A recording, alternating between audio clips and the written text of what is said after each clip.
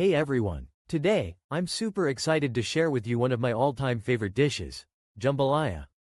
Now, I know what you might be thinking, jambalaya sounds fancy, right?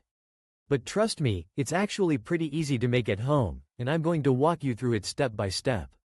So, grab your apron, and let's get cooking. First things first, let's talk about the ingredients. You'll need some basics, rice, of course, but not just any rice. We're going for long grain rice because it cooks nicely and absorbs all those amazing flavors we're about to throw in. You'll also want some protein. Traditionally, jambalaya is made with a mix of chicken, sausage, and shrimp. But if you're vegetarian or just want to keep it simple, you can absolutely make a veggie version. Just load up on the good stuff like bell peppers, onions, and maybe even some mushrooms. Now, let's get into the spices because this is where the magic happens. You'll need some Cajun seasoning, which you can buy pre-made or make your own if you're feeling adventurous. A mix of paprika, cayenne pepper, garlic powder, and onion powder will do the trick.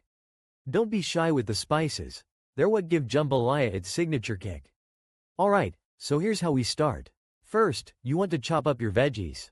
I'm talking about 1 onion, a couple of bell peppers, red, green, whatever you have on hand, and a few cloves of garlic. The smell of sautéing garlic is one of the best things in the world, isn't it? It's like a little hug for your kitchen. Heat up a large pot or a deep skillet over medium heat and add a splash of oil. Olive oil works great, but if you want that authentic southern flavor, go for some good old-fashioned vegetable oil or even bacon grease if you have it. Once your oil is hot, toss in the chopped onion and bell peppers. Sauté them for about 5 minutes until they're nice and soft. Then, add in the minced garlic and cook for another minute. You don't want to burn the garlic, just let it become fragrant. Next, it's time to add your protein. If you're going with chicken, cut it into bite-sized pieces and add it to the pot. For sausage, slice it up and toss that in too. If you're using shrimp, you can wait a bit longer to add it since it cooks quickly. Brown the meat for about 5 to 7 minutes, stirring occasionally. You want everything to get a little color and flavor. Now, here comes the fun part, adding the spices. Sprinkle in about 2 tablespoons of Cajun seasoning. If you like it spicy, feel free to add more. This is your jambalaya, after all. Stir everything together and let those spices coat the meat and veggies beautifully. You'll start to see that vibrant color come through, and trust me, your kitchen will smell incredible. Once the spices are mixed in, it's time to add the rice. You'll need about 1½ cups of long grain rice. Pour it right into the pot and stir it around so it gets all those flavors. Now, we need some liquid to cook the rice. You can use chicken broth for that extra depth of flavor or vegetable broth if you're keeping it vegetarian. You'll want about 4 cups of broth. Pour it in, and don't forget to scrape the bottom of the pot to get all those tasty bits stuck to it. Bring the mixture to a boil, and then reduce the heat to low. Cover the pot and let it simmer for about 20 minutes. This is the time when all those flavors meld together, and the rice absorbs all that delicious broth.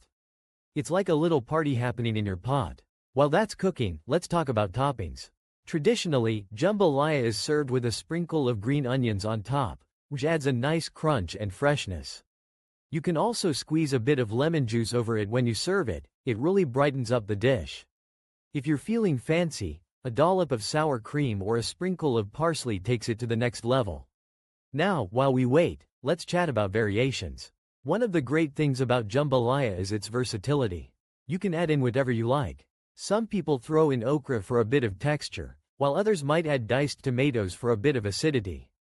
You can even make it a seafood jambalaya with just shrimp and maybe some crab if you're feeling indulgent. The world is your oyster, literally. Okay, so it's been about 20 minutes. Let's take a peek at our jambalaya. Carefully remove the lid, and you should see fluffy rice and all the ingredients beautifully combined. If there's still some liquid left, don't panic. Just cover it again and let it simmer for a few more minutes. If it's looking good, give it a good stir to fluff it all up.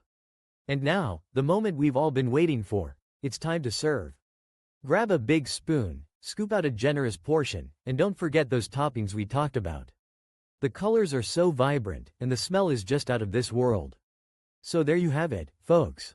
A delicious, homemade jambalaya that's perfect for any occasion. It's warm, comforting, and packed with flavor. Whether you're cooking for yourself, a family dinner, or a gathering with friends, this dish is sure to impress. And the best part? It's easy to make and even easier to customize. Give it a try, and let me know how it turns out. Happy cooking!